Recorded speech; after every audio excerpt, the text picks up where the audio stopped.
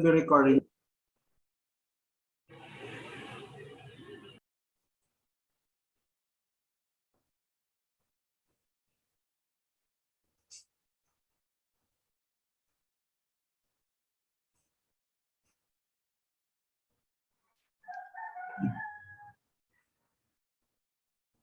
So, so far, ang na-discuss na natin in this course are chapters 10 and 11. Ano? So, yun yung coverage ng prelims natin. So, today, we're going to discuss chapter 12. So, ang coverage naman ng midterm natin ay chapter 2 and 13. No? So, next week, we're going to discuss chapter 13. Tapos, the following week, we'll have our midterm. Okay? Tapos, yung finals natin would be chapter 14 and 15. The last chapter in Banes is chapter 15. So, ganun yung ating game plan. So, let me share my PowerPoint. Hindi lang, example.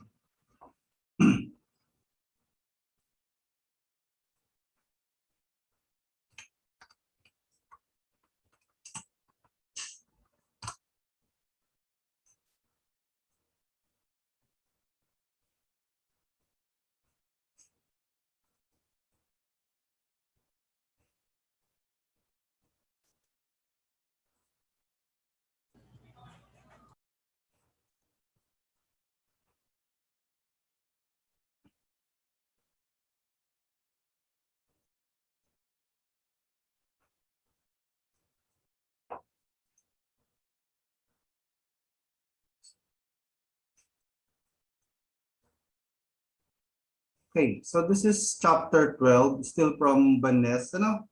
So, ang title niya ay Solution Thermodynamics Application. In chapter 11, if you still remember, it's Solution Thermodynamics Theoretical. No?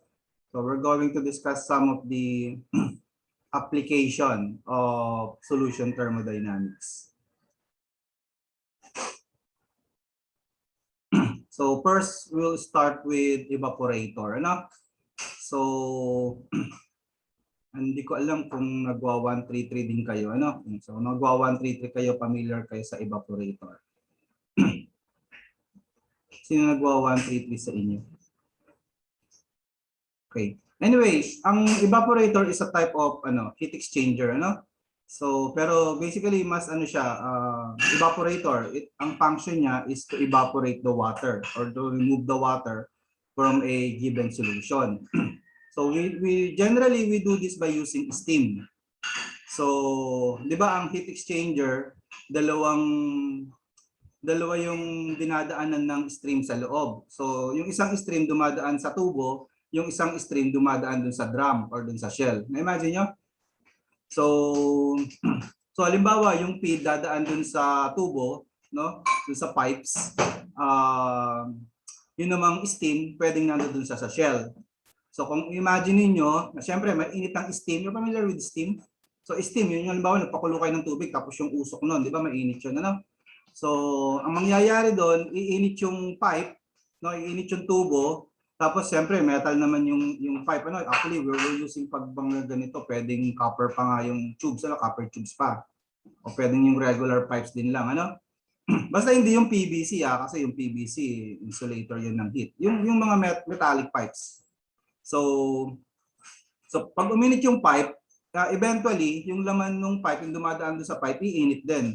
And basically, ang nangyayari sa evaporator, nag-i-evaporate yung water doon sa stream na dumadaan doon sa pwedeng sa pipe, ano? So ganun yung nangyayari sa evaporator. So yung feed merong liquid or concentrated liquid, no? Ito yung concentrated liquid. Tapos yung isang stream yung water na lang, yung vapor, no? Tapos generally sa problems, given yung temperature ng feed. Tapos in this particular chapter, we're going to use an enthalpy, temperature and concentration diagram, no? Specifically ng sodium hydroxide. So meron, you can find the diagram sa sa handbook at saka nandoon din, kung may banlist kayo, nasa banlist din. Ano? Okay? So, yun. Generally, ito yung given sa feed. Ano? You have the feed temperature, TF. Tapos XF is the mole fraction of solute in the feed, XF. Tapos HF is the enthalpy of the feed. So, itong HF, kukunin nyo ito sa diagram. Okay? Tapos, yung vapor naman, syempre, kung yung temperature, kung ano yung boiling point ng solution dun sa loob ng evaporator, yun din yung temperature ng vapor. So, generally kasi may BPR, may boiling point rise. Ano? Are you familiar? Still remember, ano? Do you still remember yung freezing point depression, boiling point rise, pag we have a solution. Lalong-lalo na if the solution contains non-volatile solute, no? Pag hindi naman nag-evaporate yung tinunaw niyo sa tubig, nagkakaroon ng boiling point rise. So, itong T1 na to, this is equal to sa temperature ng sa boiling point ng solution, ano? Tapos HB. Yung HB, ito yung enthalpy ng this HB right here, ito yung enthalpy ng vapor, ano? So, superheated steam yung lumalabas sa evaporator generally. Tapos ang general equation dito, you can usually calculate this dun sa HB na yung saturated, no, yung galing sa steam table. So, saturated enthalpy ng water plus 0.5. This is yung 0.5 na to, this is BTU per pound mass per degrees Fahrenheit, ano? So yan yung specific, this is the specific heat of steam, ano? So times the, halimbawa ito yung temperature ng saturated steam, Tsat minus T1. Okay, so mamaya gagamitin natin itong formula na ito. 0.5 kasi if you still remember, ang water, no, ang liquid water, ang kanyang specific heat ay 1 BTU per pound mass per degrees Fahrenheit. In fact, yan yung definition ng BTU, no? Ang definition ng BTU is the amount of heat to raise the temperature of 1 pound of water 1 degrees Fahrenheit. Tandaan niyo pa? Dito, bali, ito is times yan dito, ano? Anyway, makikita niyo naman pag nag-solve tayo ng problem. Tandaan niyo pa yung definition ng BTU. What about the definition ng calorie? Di ba calorie is the amount of heat required to raise the temperature of 1 gram of water 1 degree Celsius. So, dapat alam niyo yun. Ako, grade 4 pa lang, alam ko na yun. Tinuro na yung teacher namin. So ngayon, malapit na kayong mag-graduate ng Chem, dapat alam niyo na yung definition ng calorie, ha? Yan yung BTU, medyo pang college na talaga. Pero basically, ganun din lang naman yan. BTU is the amount of heat needed, no, to raise the temperature of 1 pound. Can you imagine 1 pound? It's 1 kilogram divided by 2.2. Ano? Yun. 454. Yun. May mau-mau. So, anyway, so tandaan nyo lamang itong formula na ito. Ano? Mamaya gamitin natin. Tapos, so S, ito yung steam nyo na pumapasok. Usually saturated yan. So you can easily find the enthalpy of steam from steam table. So gagamit tayo dito ng steam table. I hope you have your steam table. Tapos, paglabas ng steam, generally sa evaporator, ano na siya? Liquid na siya, condensate na siya. Ano? So ito naman yung, kung ito, capital H, capital H, ibig sabihin yan, yan yung HB ng steam. No? Ito naman, small letter H. Ito naman yung H liquid ng steam. Ganun yun. Ano?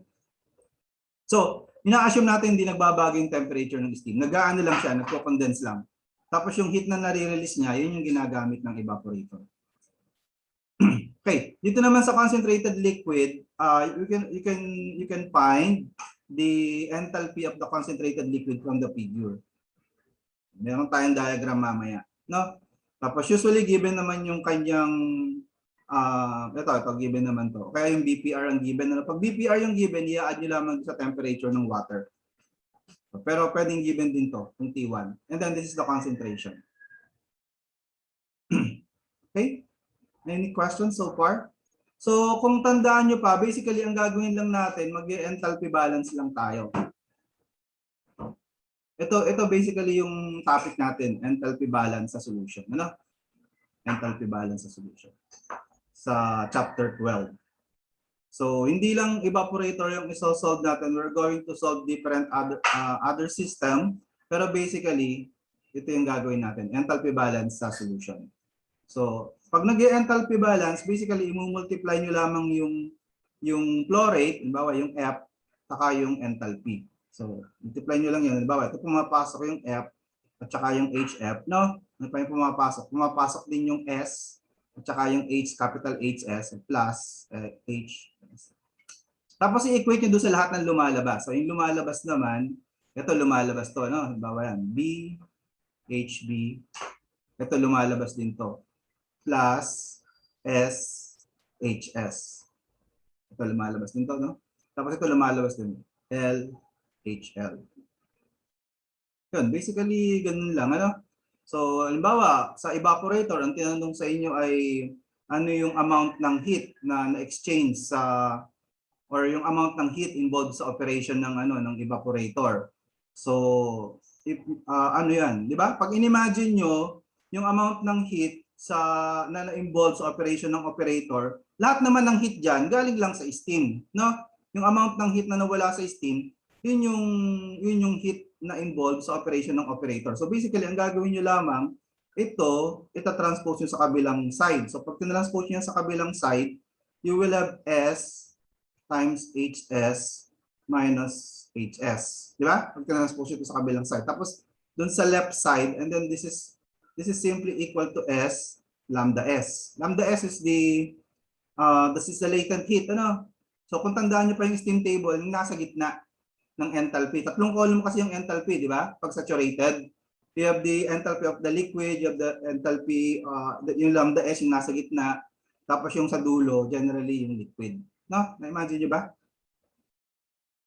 Okay. Tapos ito, syempre, i-transpose nyo rin sa kabila. So, yung heat duty ng evaporator is equals to S lambda S BHB plus LHL minus FHF. No? So, ito yung, this is the Q, ano? Ito yung ating equation for evaporator. Question so far? Do you have any question and concern?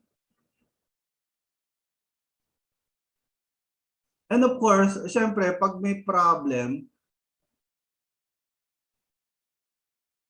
okay. Generally, pag may problem, hindi naman, kasi tingnan nyo, pag alam pinapasolve ko yun ng Q, as I've said before, given naman tong, you can find this HL, at saka itong HF from the diagram, ano? Tapos, generally, given din yung F, pwedeng given yung F. So, hindi ibibigay sa inyo yung L at saka B. You need to solve for L and B. Parang mag-check out pa kayo, ano? Before you can proceed. Itong HB, ito yung gagamitin yung formula for HB, ano? So, in order to solve L and B, kailangan mag-overall mass balance kayo. Go-overall mass balance kayo. So, paano ba yung overall mass balance dito? So, hindi naman naghahalo yung steam at saka yung F, ano? So, ang overall mass balance dyan ay F is equals to B plus L. So, pag given nito, you have two unknowns, ano? Tapos the other equation is the solute balance. So, mag-aano kayo, component mass balance. So, component mass balance, yung B, puro water lang yon. So, ang component mass balance is F XF is equals to L XL. No? So, generally, given naman yung XF at saka XL, tsaka yung F. So, makakalculate nyo yung L. Tapos, pag meron na kayong L, you can go back to the first equation and you can calculate B. No? Ganun lamang. Naintindihan itong dalawa? Did you understand this or do you have any question? Yun, ganun. Pag na-calculate nyo na yung B and L, you can input dito sa equation na to. Tapos given naman yung F, you can solve Q. So, ganun lang yung gagawin natin. Ano? So ito yung sinasabi ko sa engine diagram. The enthalpy diagram of sodium hydroxide. You can find this on Perry, no? On our handbook, ano? So kita nyo dito sa y coordinate, sa left side, ano? You have the enthalpy. Basa niyo ba? Enthalpy, ano? Hindi, zoom nyo. This is enthalpy in BTU per pound mass of solution. Okay, remember ang topic kasi natin ay solution thermodynamics, ano? So ito yung enthalpy ng sodium hydroxide solution. Nandito, ano? Tapos sa x-axis, you have the concentration, weight fraction of sodium hydroxide. So 0.1, this is ibig sabihin 10%, 20%, 30%, 40%, 50%, etc. Ano? So for example, yung solution nyo 40%, tapos ang temperature niya halimbawa what's this? 200. Ito yung temperature, ano?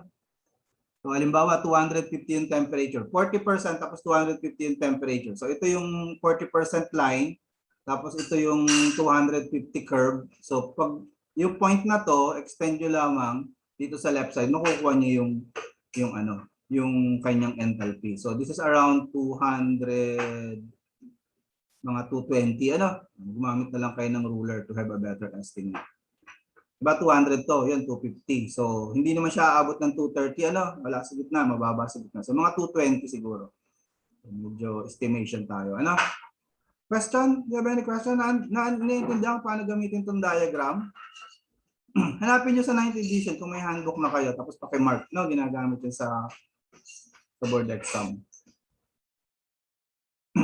Ito yung kay Vannes. Parehas lang naman to, kaya lang nakahiga talaga siya. So kung may Vannes kayo, nakahiga talaga siya. Pero parehas lang to, ano? This is the same, ano? I think this one is originally it came from McCabe, ano? Oh, journal pala, galing siya sa journal. I think this one is a book. Book galing siya sa McCabe. So galing kay McCabe din pala to. Pero this is the same enthalpy diagram ng sodium hydroxide. Page 465 to 7th edition. Pero syempre, practicein nyo na sa handbook. Parehas lang yun nasa handbook. This is chapter 12, 465. Okay, so let's try to solve this problem. Example 12.6. So consider a single effect evaporator. It concentrates 10,000 pound mass per hour of a 10% by weight aqueous solution of sodium hydroxide to 50%. So the feed enters at 70 degrees Fahrenheit. The evaporator evaporates at an absolute pressure of 3-inch mercury. And under this condition, the boiling point of a 50% solution of sodium hydroxide is 190 degrees Fahrenheit. So the question is, what is the heat transfer rate in the evaporator? So as I've said, usually ang hinahanap lang dito ay yung Q, no? Yung Q lang yung hinahanap. So ang formula lamang noon is LHL, diba? Tandaan niyo pa? LHL plus BHB minus FHF. So yun lang, ano? So unang-una niyo munang gagawin, mag-overall mass balance kayo, tapos magso-sodium hydroxide balance kayo para makuha niyo yung value ng L at saka B. Pag nakuha niyo na yung value ng L at saka B, susunod, use the diagram to find HF at saka HL. Tapos use the formula, tandaan niyo pa yung formula? The formula to find HB. HB is equals to HSAT plus 0.5. Ito kasi BTU, BTU to. So 0.5 times delta T. Yung delta T yung BPR, no? BPR. So tingnan niyo yung water from the steam table, tingnan niyo yung boiling point ng water at 3-inch mercury.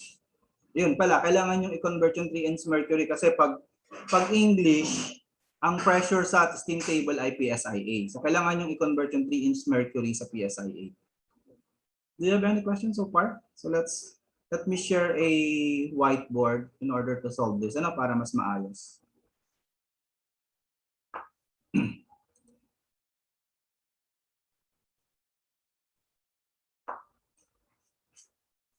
Okay, so doon muna tayo sa ano, doon muna tayo sa mass balance, no?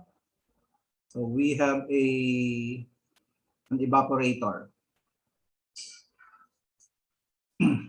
So yung feed natin amounts to 10,000 pound mass. Okay? Tapos ang concentration niya ay 10%. It contains 10% sodium hydroxide, ano? Siyempre may mag-evaporate, this is the vapor. Tapos yung matitira, this is the concentrated liquid. Ang concentration nito ay 50%. Okay? So let's try to solve L and B first. Ano? So to solve L and B, mag-overall mass balance muna tayo. So ang overall mass balance ay F is equals to L plus B. So F is 10,000 pound mass. Tapos L plus B. Sunod, ano, sodium hydroxide balance. So 10,000 times 10%. Tapos L times 50%. So get your calculator, calculate L. Mag-notes kayo ha.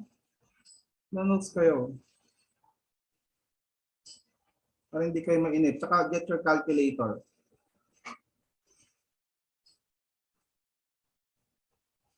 Okay, tapos divided by 0.5.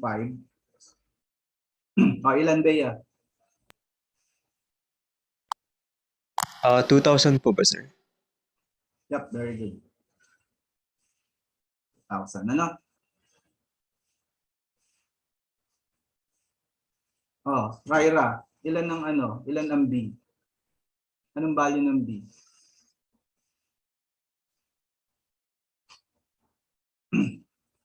Pio, anong value ng B? B is equals to? Kung L is 2,000, anong value ng B? Pio. Pio Managilod. Pio? 8,000 po, sir. Bali 10,000 minus 2,000 is equals to 8,000. Ano? Hindi lang.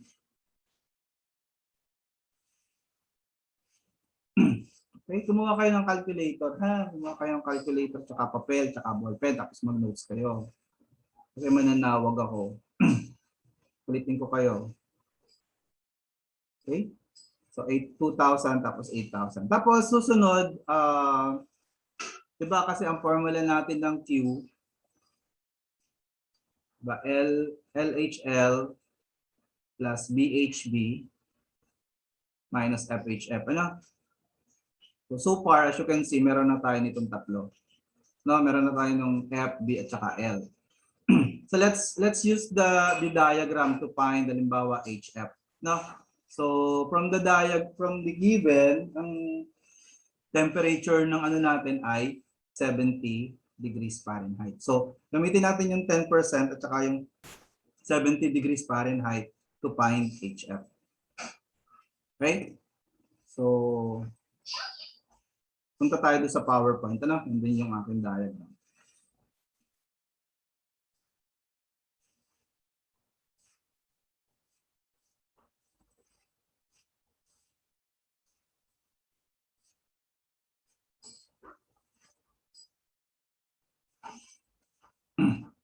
O, ito yun. Ano? Ito yung diagram. Ito ba yun? Ito yun. Medyo nakahiga lang. Ang ginamit ko pala yung kay... I think ang ginamit ko dito. Yung ginamit ko yung... Tapos, yung diagram, ano, parehas lang naman yan. Whether yung nasa handbook or yung kay Banes. So, 10%, ito yung 10%, no? This is more exactly the same as the one on the Banes book, ano? So, ito yung 10%, no? Ito yon. Kita nyo? Ito yung 10%, 0.1. So, I just draw a line. I'm using, of course, I'm using paint. So, paint lang yung ginagamit ko. Marunong naman kayo gumamit ng paint, ano? You just draw a line from 0.1. Tapos, hanapin niyo yung 70. This is 50. Tapos, siyempre, bilang kayo ng dalawa from 50, 60, 70. So, this is 70. So just draw a line from 70 pababa, no? So ito mababasa niyo dito yung value ng enthalpy. So mga 34, no? 'Di ba? This is 10, 20, 30, 40. So between actually pwede naman 35 pero parang mababa kasi siya ng konti dun sa 5. So that's why I read 34. Do you have any question regarding HF?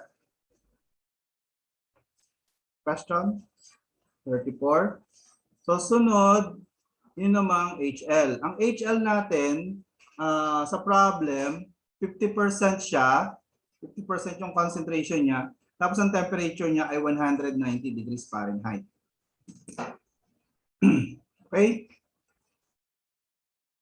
Oh, Chelsea. Anong value ng HL?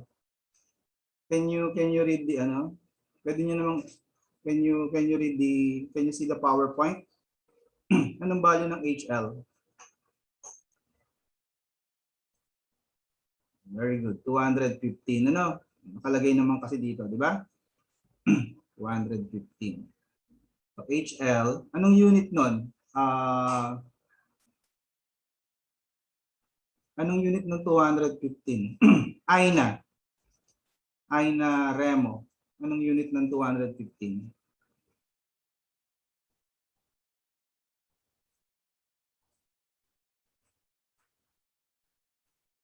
Aina.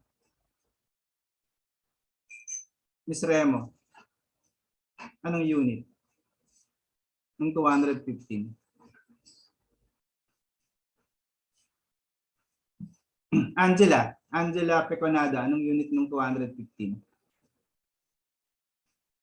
BTU over pound mass. Very good. BTU per pound mass. Ano? Yung 215 ay BTU per pound mass. Okay? So let's go back to sa whiteboard natin. So meron na tayong HF, meron na tayong HL. Let's go back dun sa whiteboard.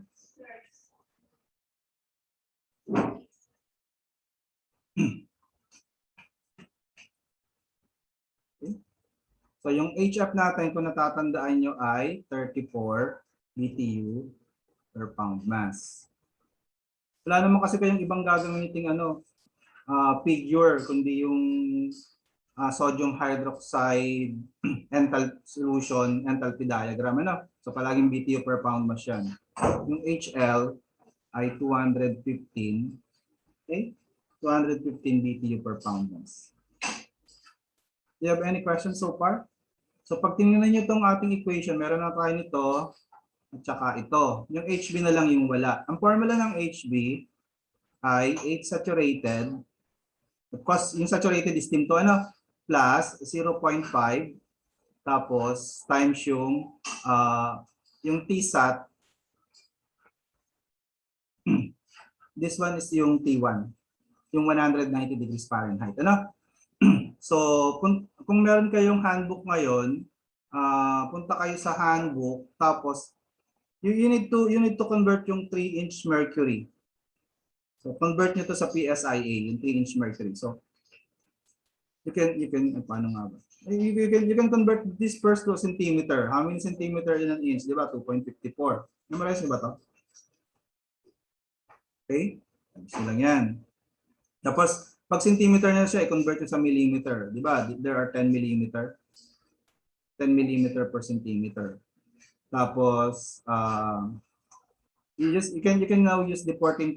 Di ba? There are 14.7 PSIA per 760 millimeter mercury. No? Medyo mahaba, pero kung gusto niyo merong mas shortcut diyan, you can merong just hindi ko lang masyadong memorize merong equivalent yung 700 yung 14.7 PSIA sa inch mercury. Parang 29 point something 29 point something. So just convert this just proceed with the conversion. So you're supposed to find something like 3 times 2.54 times 10 times 14.7 divided by 760. So I get something like 1.47 PSIA. So ang gagawin nyo, you can use the steam table. Tapos hanapin nyo yung HSAT ng yung HSAT at saka yung Tsat. na sa 1.47 PSI. So, using the steam table,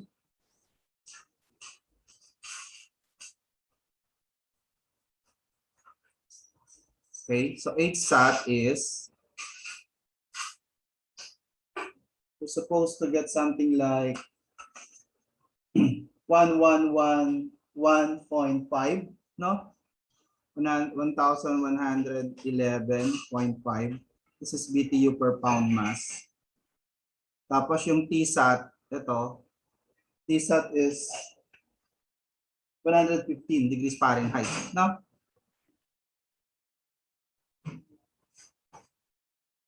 Ganun, ano? So substitute nyo lang doon. This is 1111.5 tapos 115 degrees Fahrenheit. So punta na lang ako sa susunod na page, magulo na to. So I'm going to calculate HB. So HB is equals to you can do HB SAT, HB SAT plus 0.5. And this is BTU per pound mass per degrees Fahrenheit, or per Rankine, times yung temperature ng yung boiling point, no, ng solution, minus yung T-SAT. Okay? So yung nakuha natin kanina, we have 111.5. This is in BTU per pound mass. Sinasubstitute ko lang, plus 0.5. This is in BTU per pound mass per degrees Fahrenheit. Tapos yung given na temperature ng evaporator is 190 degrees Fahrenheit. Yung T-SAT ay 115 degrees Fahrenheit. So kita nyo magka-cancel out yung degrees Fahrenheit. So ang HB natin ay, get your calculator.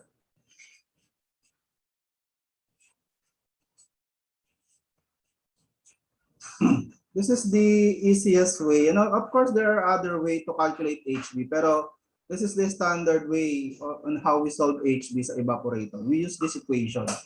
So tandaan nyo lang yung equation. So I'm getting something like 1149, 1149,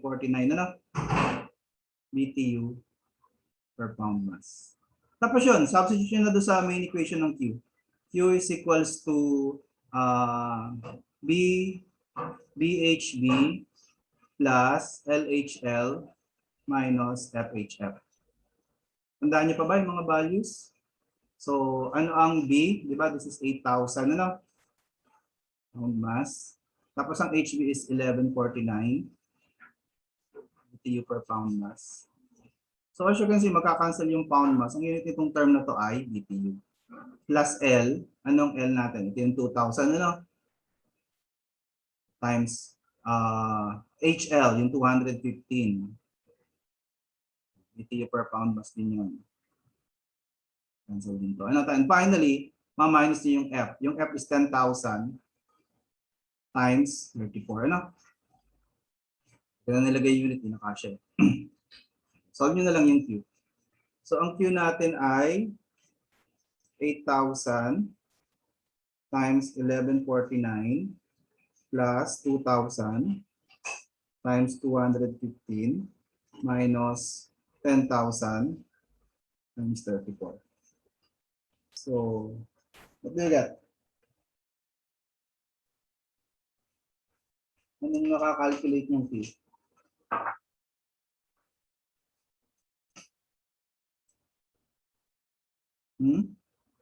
Anyone? 7, 8. Yep, very good. Mga 9.3 million, BTUs. 928,000. Very good, Vicky. Very good, Jamela. 928,000. No, 9,282,000. Very good, Jamela. Very good, Dominic. Very good, Jericho. Very good, Jedi. Very good. Very good, Angela. Very good, Pio. Okay? So, ganun lang, no? So, this is around 9,282 million. 9,282,000 BTU. Do you have any question? So, what I want you to do, since we have only 4 minutes left dito sa ating Zoom, You only have 4 minutes left. What I want you to do, if you don't have any questions, do you have any question regarding the solution? So basically ang ginawa natin, nag-enthalpy balance. So to perform enthalpy balance, yung pumapasok, ini-equate lang natin doon sa lumalabas. Ganun lang, So what I want you to do para medyo matanggal yung antok nyo is I want you to solve this problem. Tapos I will provide you with another link. Okay.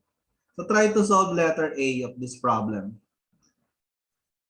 So a 10% aqueous sodium hydroxide solution at 70 degrees Fahrenheit is mixed with 70% aqueous sodium hydroxide solution at 200 degrees Fahrenheit to form a solution containing 40% sodium hydroxide. If the mixing is done adiabatically, so pag sinabing adiabatically, walang heat na lumabas, no? Walang heat na pumasok, walang heat na lumabas. So doon sa system, doon sa system. So what is the final temperature of the solution? So try to solve letter A. Gagawa ako ng bin, tapos pasok niyo yung sagot niyo sa BBL. Okay? So try to solve letter A. Tapos pag na-solve niyo na yung letter A, I'm going to make another exercise yun namang letter B. If the final temperature is brought to 70 degrees Fahrenheit, how much heat must be removed during the process? Okay? So mawawala yung ating Zoom. So